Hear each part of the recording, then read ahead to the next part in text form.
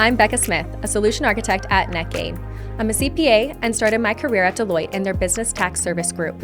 My legendary co-host, Chris Miller, is our VP of product strategy at NetGain. He was at NetSuite for over 6 years, solutioning with some of their largest enterprise clients. He's a CPA and has served in roles such as controller, director of finance, and CFO. So let's jump in and tackle today's topic. So we are talking about time budgeting today. All right. So I think it's just wanting to cover how you can make sure that you're taking the time with all of your clients as a whole and making sure that you're allocating time correctly there, as well as like during a demo, right? Getting into the details a little bit more and how to budget that time as you're going through the processes of a demo. Sure. No, that's a great thing. It's funny. If people see this, there's probably several people think the thought of me giving any advice on time management is probably making them throw up in their mouth a little bit. So, but I'll do my very best here because there are some things that are critical, to being successful. So hopefully, let's talk through what some of the things we think are really important are. Where would you like to start, Becca? And I guess let's start with overall. So we've got 10 clients on your plate probably at any given time. I don't know. I feel like I do at least. Oh, yeah. So taking that and then figuring out how you prioritize.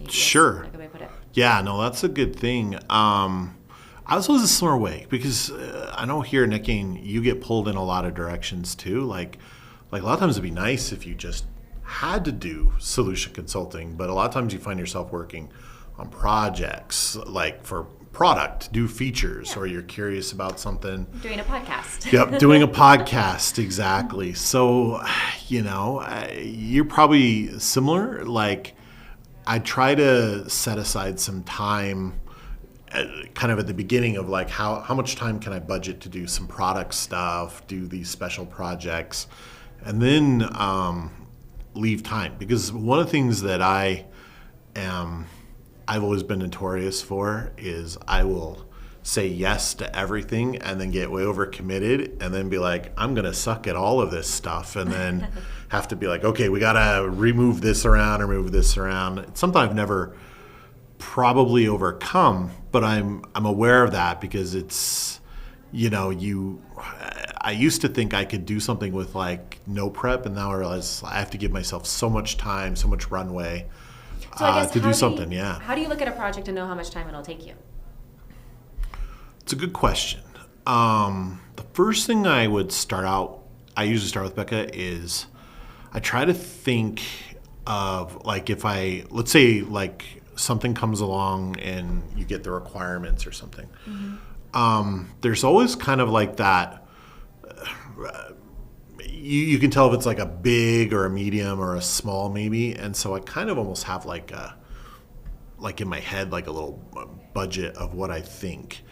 And then of course the other thing to determine like level of difficulty is, is there going to be a lot of unique stuff I have to do or things like that? Because there are some things, sometimes I'll go in and I'm almost cold. Like I'm like, hey, this is similar enough to like what I'm going to do. And then other things, I've had projects where at NetSuite they would say, Chris, we don't want you to do anything for a month to get ready for this big, this big presentation and demonstration. And let's see, I've done that 4 times at NetSuite where it was like almost like literally a month where they're like just, allocated purely to one. Yeah, if they're like, if anyone asks you to do anything, then they have to go through, my boss. Nice. And so, so sometimes it could be that. So if I was to back up and think about kind of like how I approach it, I don't do very good multitasking. So if there are like 5, let's say I got 5 of them out there, like the best analogy I ever heard that I try to do is it's like being an air traffic controller. They say, well, how do you land 20 planes? You do them one at a time and you have to bring them down. And so like when I think of something like that, I almost have to, like if I have 2 of them, like the first thing I'll do is I'll talk about scheduling, because I'll tell people, okay, I'm not even going to think about, it'll be like, well, what about this? And I'll be like, I won't even think about that one until 2 days before, until I do all these others. So that's could be a weakness, could be a strength, I don't know. But like for me, and I'd be curious how you approach it, I have to do them one at a time. So if I know I've got this one, I prepare up ahead of time for it. Then as soon as that one's off, then I go, good. And then I start thinking about the next one. Yeah. Sometimes when they fall on the same day, then that can be tough for me, unless one's like easy. But that's really kind of where I start. How about you? What do you like to do when you're doing the planning?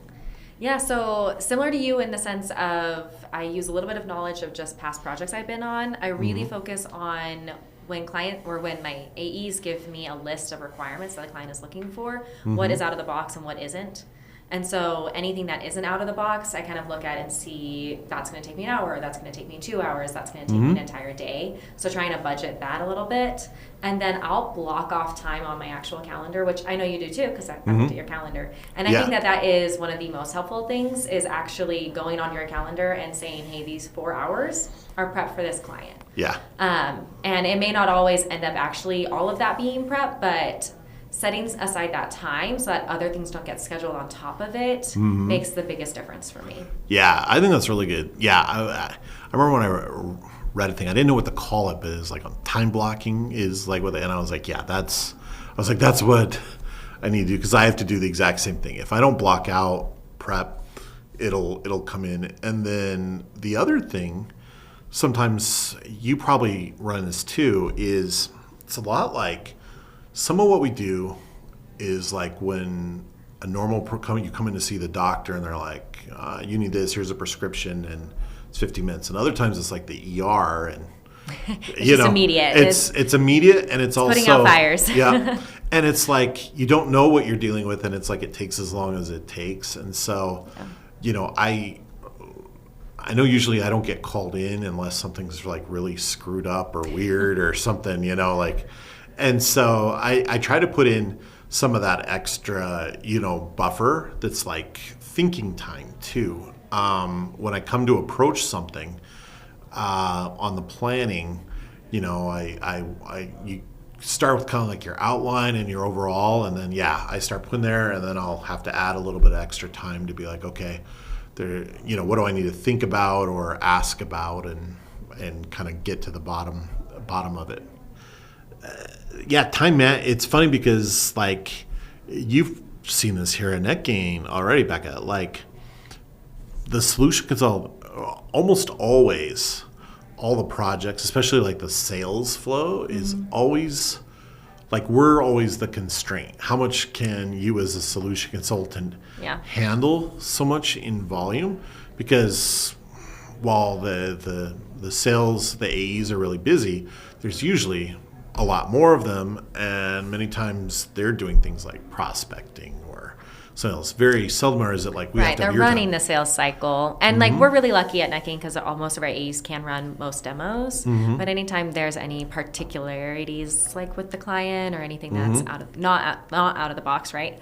That's where we have to get brought on. And so it's actually funny. I've been dealing with this a ton the last couple of days because I've had a couple different AEs who have come to me with like large projects that they need me working on, and I'm like, okay, well, I've got 3 hours here and I have 3 hours here, and so you can talk to each other and figure out which one's more important. Yeah. And so sometimes I think it's helpful to like go to the AEs and have them talk to each other to make sure that they're able to get the priorities in line. Because as a solution consultant, I'm not always the one who is frontline with the client and knowing how much of like a fire this is that I need to be helping put out. So definitely I would say maintaining communication between all parties is really important, as well as like definitely the time blocking I think is really important. Yeah, absolutely. And here it's small if we can get them, but like you go to a bigger, like a NetSuite or Oracle or Workday or any of them, as you get more people, then that part really gets really hard because you get people fighting for your time, and you'll be like, well, which one's more important? They'll be like, mine. All Everybody of them. Raises their hand. Everyone raises their hand. Mine is. And so then then it really does come down to which demo is first, because that is going to in essence create a priority list.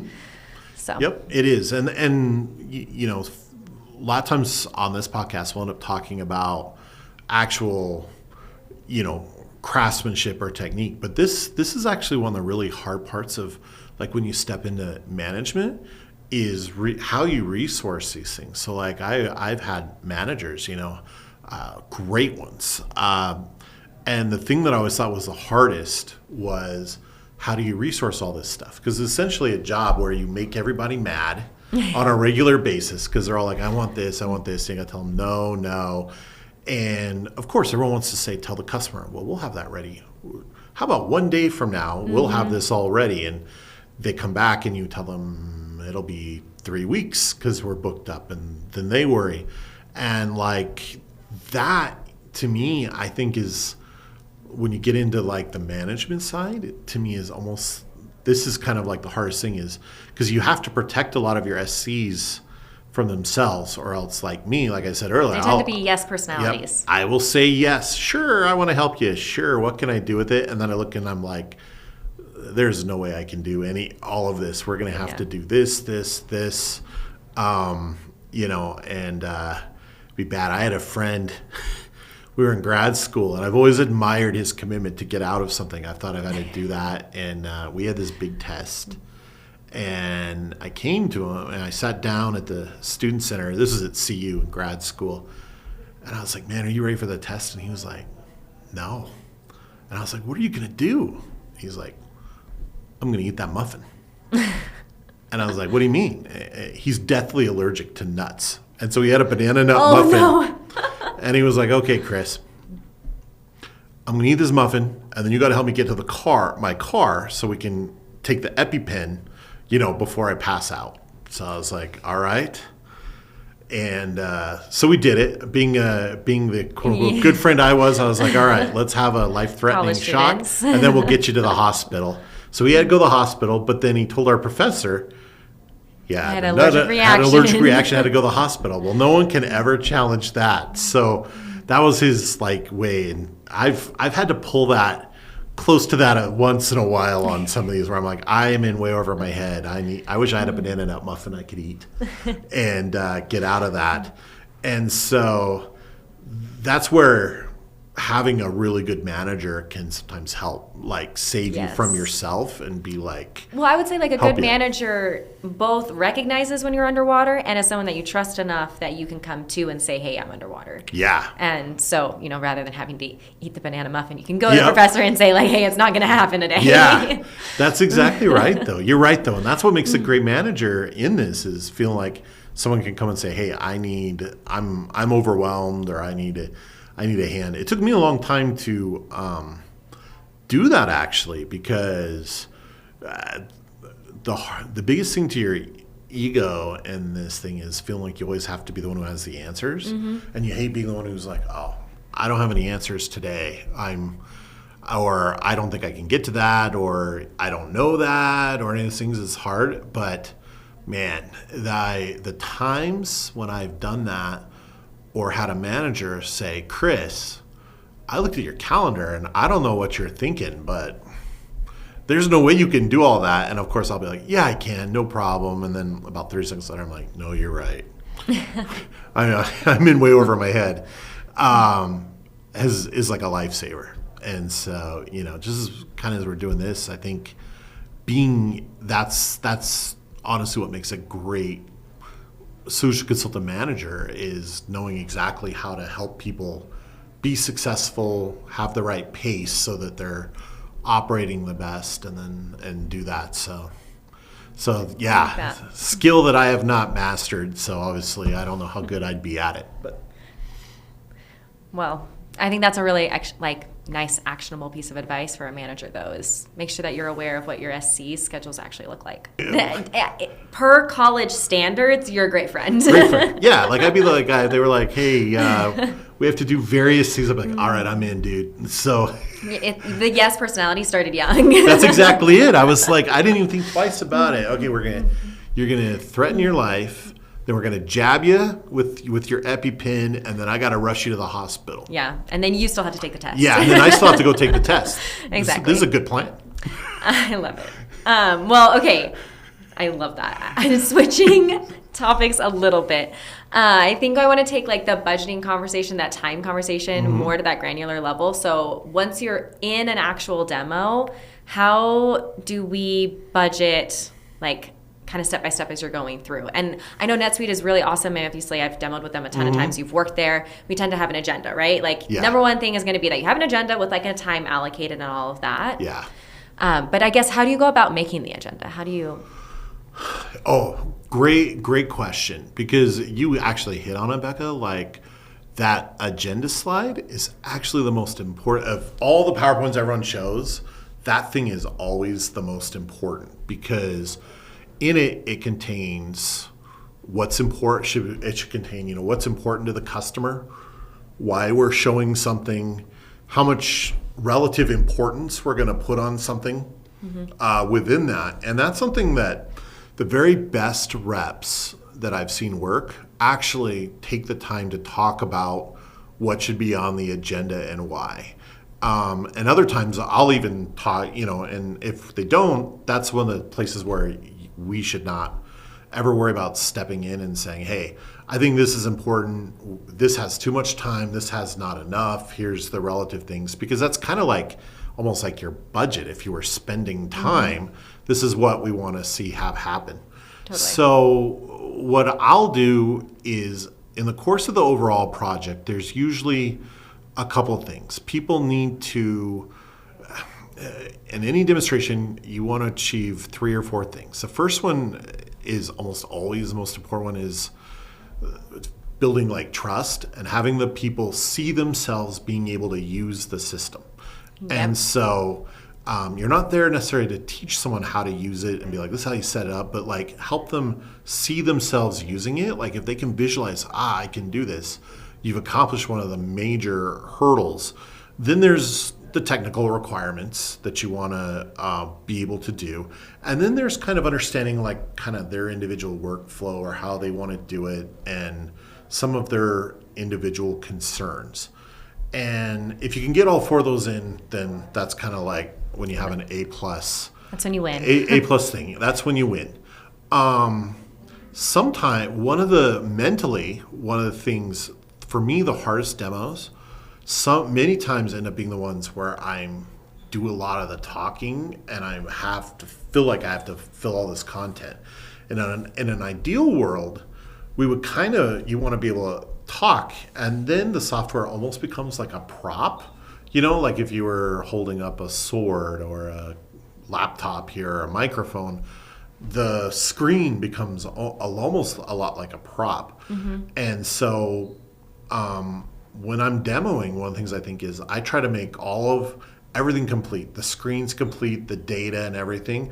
And I will tend to focus more on walking through something. I've noticed that about your about your demos is that I've noticed that about your demos where you tend to have everything already pre-built out. Like I tend to go through and actually like create an asset live with the client and then kind of go through the different processes with them. But you usually like to have everything already done.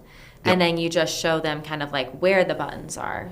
Yep. So you found that to be more kind of like time efficient probably and a little easier for the client to understand? They're kind of like three things why I do that. The first is you actually can then start to leverage a lot of savings because let's say like we do, we have an asset record. You create the perfect asset record that's here. Well, what you'll find, Becca, is that you'll make one for this industry and one for this industry, and then you'll remember where they're at, and then that cuts down on your prep time because you really are now just kind of walking through everything. The other thing is that people need to see kind of 3 things. They need to see the reports, kind of the why we do this. It almost always turns into a report. Then they need to see the workflow that we use to capture that, and then they need to see the data, like what data we're getting and then how we do it. Right. And so you will have people, like if you're on the AP team, for example, that are very transactional focused, and they'll want to see you make an asset or they'll want to see you do it. Right. But once you I feel like I've been on demos before where they're like, that's great, but can you actually show me step by step? Absolutely. And actually click the buttons? Yep. And so it's almost like reading the client's personality a bit to see what they're what will resonate more with them, right? When it comes to that usability piece and wanting clients to be able to see themselves using the software, it's, do I just need to see a record so I know where the data is so I can see the report because I'm a report driven? Or do I need to see you create a bill so that I can understand how my day-to-day will look? Yeah, you're exactly right. And that's part of reading the audience. And that's actually been one of the things that's hard remote. Like I have a hard time, like when I'm in a room with people, I can kind of see, oh, I see maybe you're doing that. And see, Zoom, that's so funny because I've me. never demoed live to somebody. I think I've done it like once. Wow. And like that was your whole career. That's all I knew. And so Zoom is very different to me, like, because I really wish I could see the people and kind of do that. And if you notice, like a lot of companies have different cultures. At NetSuite, we had good or bad, there's nothing different, but you know, we don't, I say we like I was there, but we never turned on the cameras. Like in NetSuite is very much like you seldom turn on the, especially pre-COVID, like no one ever saw your face. It was pretty funny. So you had to have a good picture, you know. But that ability to kind of read the room and talk to people, I think is a really important skill. You know, and so when we get kind of to the budgeting time, the demos are hardest for me are the ones where I feel like I got to cover a lot of content. So I kind of purposefully say, here's the screens, and then I will, if I can't elicit people talking, then many times I'll just ask people questions, you know, so I'll relying on questions when you can't read people necessarily. Yeah, exactly. I'll kind of be like, well, you know, how did you feel about that? Would this meet your needs? You know, many times a question that people will be that is if you ask them, say, I really tried to kind of picture exactly how did you do this. Did I get this right? And sometimes they'll say, yeah, and then go on. But many times people will then say, well, almost. Here's what I was looking for, this and this. And then you can now come back and tailor it and say, this is what, okay, now I got it, and we'll redo that. And that really helps engagement. And I like demos where there's a lot of engagement. Yeah, and I tend to plan for those better. The ones always better. Yeah, the ones that stress me out are the ones where it's like an 8-hour scripted, and I'm like, oh my gosh, I'm building a movie, not a demonstration, and I like have to figure out how to fill all the content. But getting back to kind of like why I pre-do that for the time is I like to create examples that I think will resonate with what people will. So when I'm spending my time planning on it, I usually get an outline, and then almost all my prep time is almost always spent on those three things. You know, how do I make the records or the screens look like what I want? How do I design a report that will show them data that I think they'll like? And then kind of talk about how you accomplish that.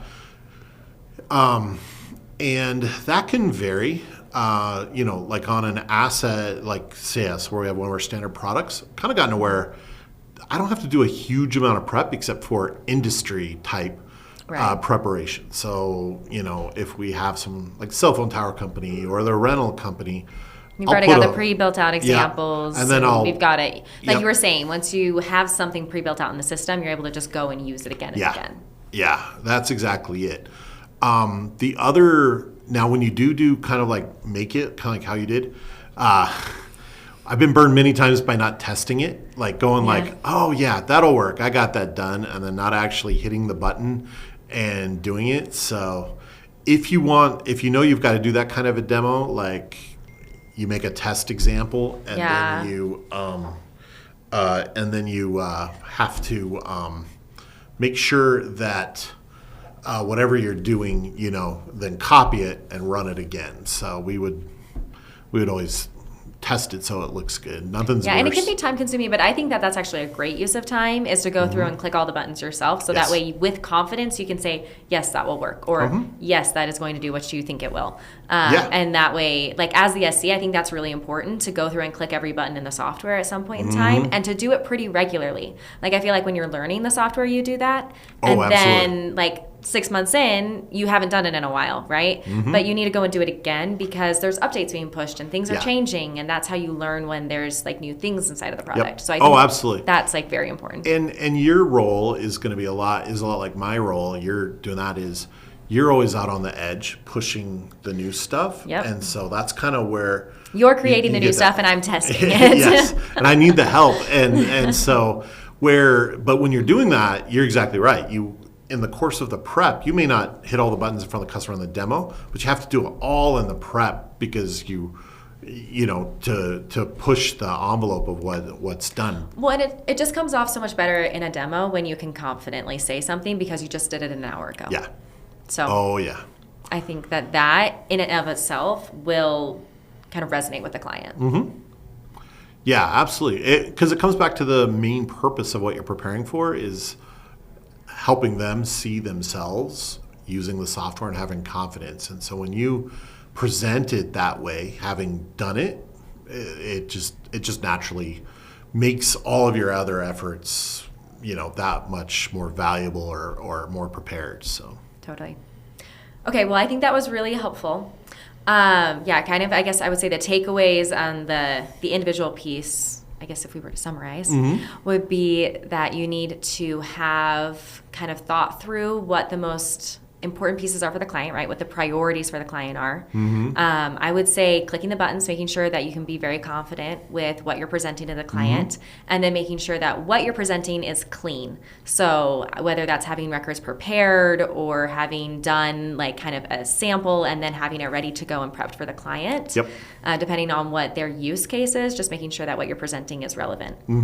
Yeah, that's absolutely right. And then I really liked what you said about having the confidence and having done it.